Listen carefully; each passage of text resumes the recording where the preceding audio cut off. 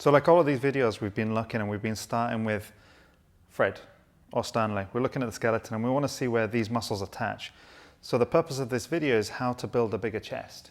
So when we're talking about chest, we tend to be talking about Pec Major, Pec Minor, and a bunch of other muscles. So let's have a look at that Pec Major. There's actually 3 divisions to this. There's actually 2 divisions, but we can split it into 3. For each division, there's an attachment site that's down here on the humerus. So you can see this groove, this bicipital groove, and it actually attaches lateral to that. And so what that means is it becomes an internal rotator at the shoulder. And then you've got an attachment on the clavicle, the sternum, and then this costal division. So on this humerus, you've got a line of force which comes like that. And then if we move this up a little bit, we see that the line of force to the sternum looks like that. And then if we go up a little bit more, the costal division is coming down there. So why is this important? Well, what we can see is that if we have a generalized attachment there, this muscle doesn't have one direction. It has multiple planes, which means that, like the lats, like some other muscles, we can actually train this through various different degrees. So if I swap this rope for my pec attachment, and that gives us a better view of how that muscle looks.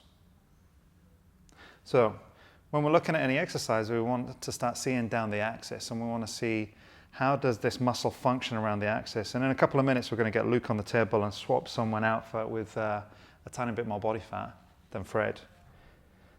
But right now, all I want you to see is that this division, or this fiber, or this group of fibers pulls in that direction. This division, or this group of fibers pulls in that direction. So if we want to challenge the full range, we need to start thinking about how do we challenge this versus this. And that's what we're going to do with all the exercises.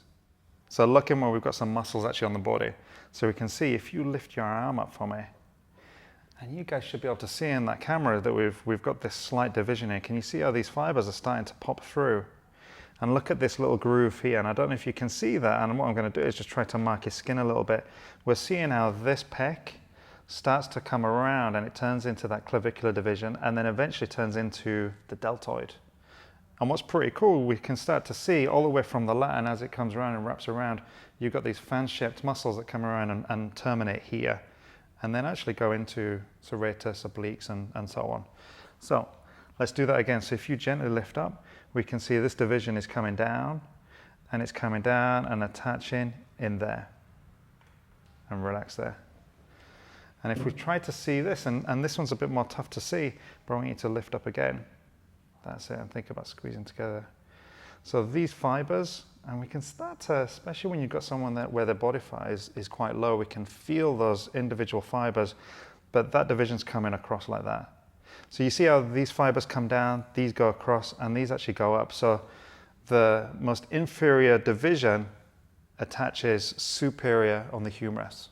Okay, so let's have a think about the goals. And let's differentiate between 2 different goals. We're either using a muscle because we're trying to perform an exercise, or we're trying to challenge that muscle to make it grow. And that's a gross simplification, but roll with me there. If our goal is to use this, let's have a look at the direction of fibers. So we've got this bench press. You're holding onto a dumbbell or a barbell and you're moving through this plane.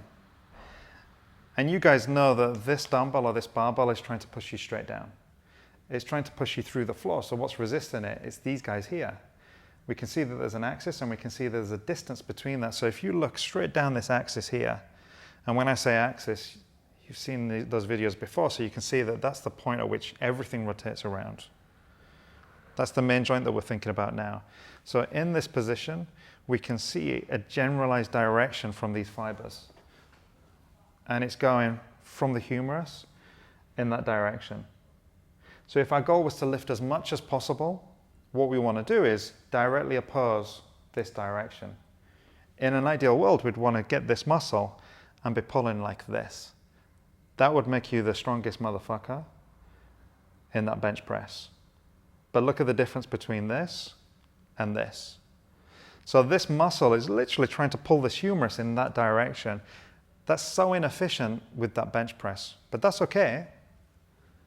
Because all we need to do, and I know everyone who's watched this has explored this, but look at this. We've got the axis, We've got the line of force, you see the distance. Now, arch your back. Expand your rib cage a little bit. Retract as much as you can. Now what we've done is we've changed the direction of these fibers from something like 20 degrees to closer to 40, 45 degrees. So we're not quite there, but we're getting there. So if our goal is to lift as much as possible, we get into this position. And what you can also see is, especially if we look at this fiber here, the difference in height between this and, relax down again, and this is immense. So what I want to do is show you one of the common mistakes. Sometimes people come to see me and they have problems developing their clavicular division. So what I want you to do, Luke, is get into position. Bad one? A bad one. And what you can see, so if you show us your best version of an incline. So take a look at this. Can you see a sternum angle? A sternum angle is actually parallel to the floor. It's not parallel to this 45-degree bench, it's parallel to the floor. So what's on top of the axis? Give us a few more reps. It's actually this division. So it's the sternal division. So what he's done is that he's put his bench at 45 degrees because that's what it says on his program, but he's put his body back into a flat position. And we've accentuated this so you can see it on video. People are not normally going as far as this, but if you bring it back and get into a different. But quite often what you'll see is get back into that incline and then still arch your back a little bit more. That's still getting to this position. Now that's not quite parallel, but that's getting close. And what's on top of the axis is that upper portion of that sternal division. That clavicular division has gone over the other side of the axis.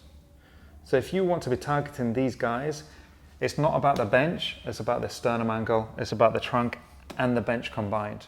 Okay, so we're going to look at the chest press and we're going to look at three key things with this, but look at this. This looks like it's an incline, but remember with the dumbbell chest press, it's all about the relationship between this, the bench, and then the floor, and also the path of motion. So if you show us, so actually back a tiny bit for us, show us a couple of reps. So the path of motion is not straight up and down, it's actually coming out. So the force is acting upon him in that direction. And you guys can see, look at these fibers. So there are a couple of features of this machine and the machines that you've got access to, which are kind of cool. Number one, look at the direction of this axis. So this is actually about 23 degrees, and it means that his hands come in.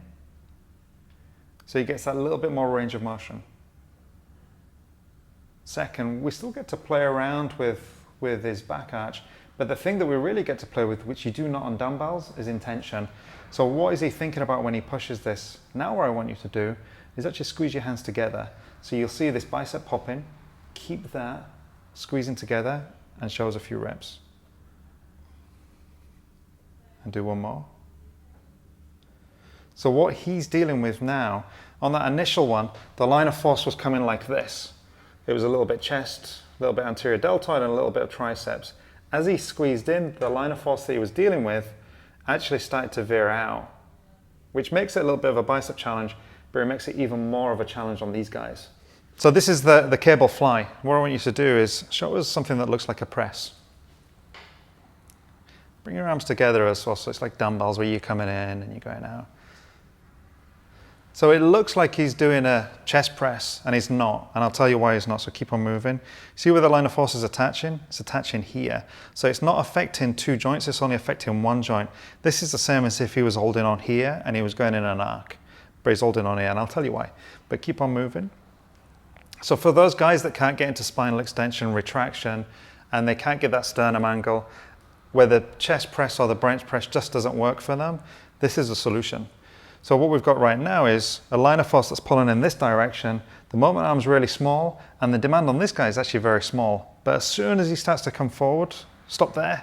Right now, there's a distance, so there's a challenge. And what's he trying to do? It's trying to pull in this direction, but he's got this guy pulling in this direction. This is opposing this, which means that this guy's working. And at every degree as he comes around, keep going, stop there. This guy is pulling in that direction, and this is trying to pull back. So you've got this tug of war. Every exercise is a series of tug of wars, and this is ideal. Bring it all the way in, keep going. When he gets there, he's getting weaker, and this thing's dropping off. So the point at which he's strongest, if he comes out, is about there, and this is the hardest. And then when he gets into his weaker position, it drops off. Oh look, I found my vest again. So Michael, in summary, some key points. Okay. So just because the bench press should work the chest doesn't mean it will. It depends upon the individual, and that depends upon the direction of these fibers. So ribcage thickness, sternum angle, retraction, they all accentuate the effectiveness of that muscle. However, there are going to be some people that just cannot. And if they cannot, that's where a cable fly or some variant of that is going to pay heat. Perfect. All right. Cheers, Michael. Pleasure. See you soon.